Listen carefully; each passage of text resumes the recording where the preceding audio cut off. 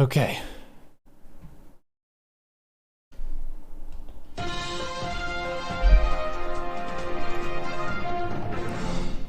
Anyone who has died to a cannon rush and been very confused and upset, look no further, for I'm about to show you the way to defend cannon rushes. Okay. Cannon rushes have affected many Zerg players. I know that the news is all up in arms about my friend got cannoned and I'm afraid to shake hands with them, or a lot of people have been cannon rushing and then sharing their builds with other people. And I'm going to show you how to deal with this in a nice, clean, and safe way.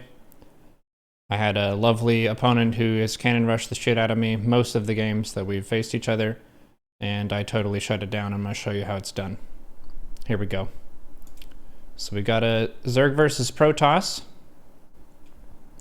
And one thing that I do mindset-wise when I'm going into a matchup is I think to myself, what is the most obnoxious thing my opponent could do? And near the top of that list, I would say, is a cannon rush.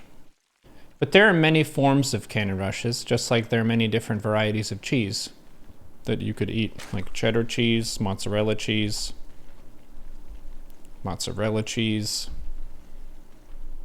Parmesan, and so on. And any map can be cannoned in several ways. One of them is an eco cannon rush, where they just put a pylon and then 2 cannons to kill the hatch. Another one is the one base robo shield battery cannon rush. That one's also really dangerous. And in this case, we're going to see a pylon wall off into cannons on the low ground cannon rush, which is pretty spooky. I go hatch first every game against Protoss because you can defend every cheese in the book with hatch first. You just need to know how to do it.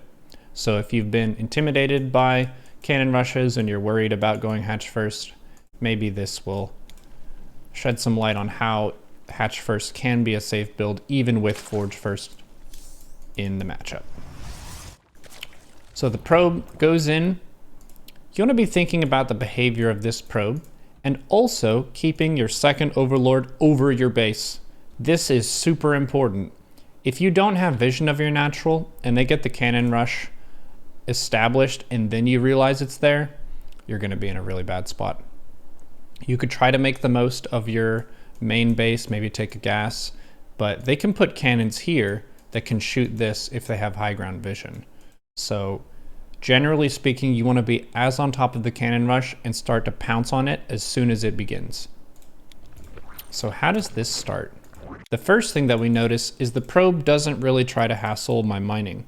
If it's a macro Protoss, oftentimes they will try to force these drones off the close patches just to cause you to have a little bit less mineral income. If they're not doing that, you might ask yourself why. If it is a mid or lower league opponent, they may just not do that because it costs a lot of APM and they can mess up their build. But oh no, we see 3 pylons up right away. So what do we do in this situation?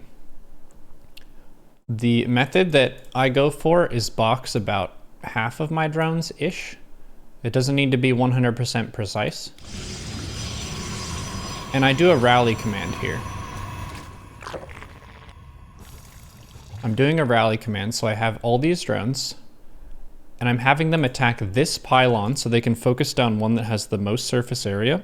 If you look at this pylon, this one, I think, and this one have the most surface area exposed to them, but this one was made the most recently, so it has less total HP if you add up the shields and the health. This one is a healthier pylon. So I'm going for the lowest pylon that is the most exposed, and I'm right-clicking this, and then I'm doing what? I'm shift right-clicking the probe. This is the source of all of this really annoying behavior. If we can kill the probe, the cannon rush stops. Sometimes there are 2 probes with a cannon rush. That's a lot more committed. They usually can't have a 2-base follow-up with that. So we're about to get through here. We got through, and then immediately going down.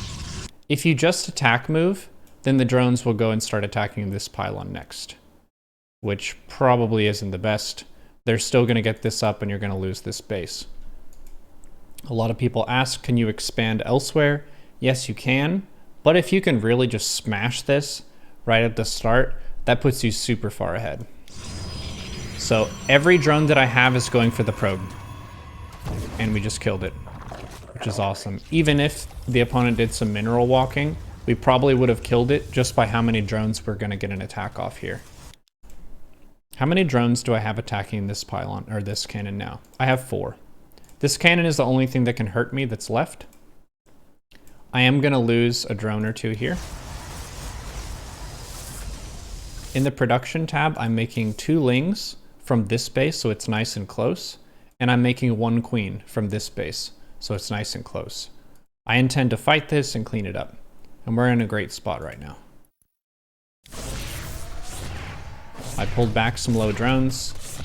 Sometimes they will focus fire them down, but that costs them APM. Looks like it happened here. So I lost 3 drones to 1 probe, but we killed a cannon, which is 150. We killed 1 pylon, which makes it up to 250. 350, 450, 550, 650. That's awesome. So this was a very convincing and crisp cannon defense. But I wanted to go through the rest of this match to show you how you should proceed, because this ends up putting you in a weird spot. You can't really just bust in directly if they play it safe and go for Stargate after this. Stargate with an expand is the safe follow-up to a cannon rush if they go for a cannon into a Nexus.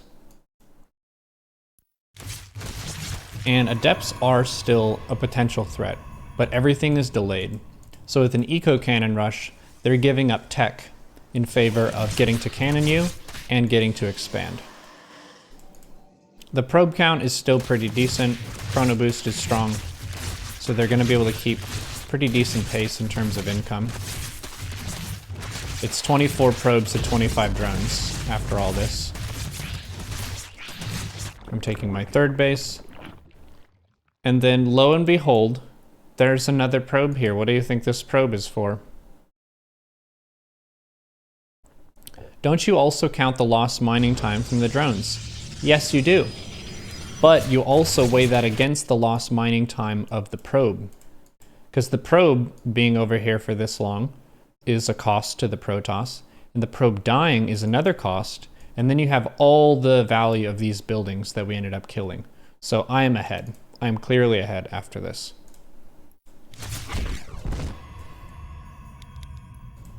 And Francisco, the funny business overlord, scouts, and we see a cannon rush again. We caught this early enough that I decided to just kill it. If this was already done, we could cancel this and expand elsewhere.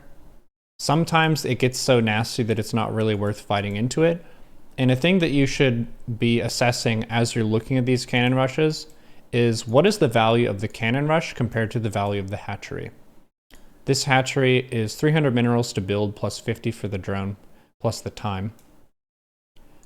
This is 300 minerals in the cannons and another one on a pylon here. So this is 400 minerals. It's already more than this base. So if these cannons were done and I didn't think I could defend this, I could just cancel this and take this base or this base. Not really a big deal when it's your 3rd.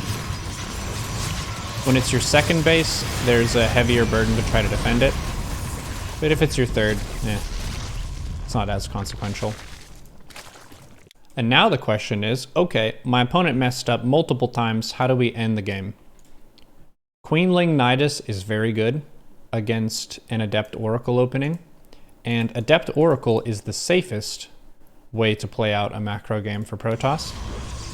Adepts trade pretty well against Lings. Oracles are good at defending a lot of those Ravager all-ins and things. But if you can bring your queens with a Nidus, you can defeat the opponent and end the game. So I droned up to just like 46 to 50. I don't have that many gases. It's just 1 gas that I use for lair, Ling speed, Nidus entrance, Nidus exit. I put all the queens in, and I can just make queens from my bases as I float minerals, and I set the rally point of my hatches into the Nidus here. And now this is just defeating an opponent with Nidus. I will show you one alternate approach to cannon defense. If, say, it's a cannon rush that's further over here, and you didn't catch it very early on, you can go for quick Ravagers. Roaches are pretty bad against cannons, and they're very bad against cannon robo. But if you do happen to lose your base, but you're able to establish your main, you want to go for Lair, and then Ravager, Speedling, Queen, Nidus. Because if they're doing the Immortal Prism stuff, eventually, if they're microing it properly, they should be able to kill your main base. But they don't have great mobility on the map.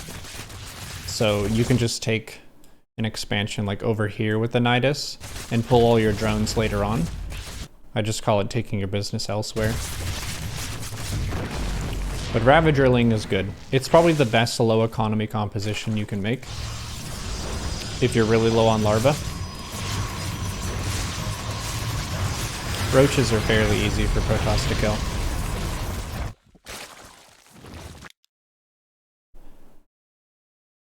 If you lose your third, you have less queens though. That's true.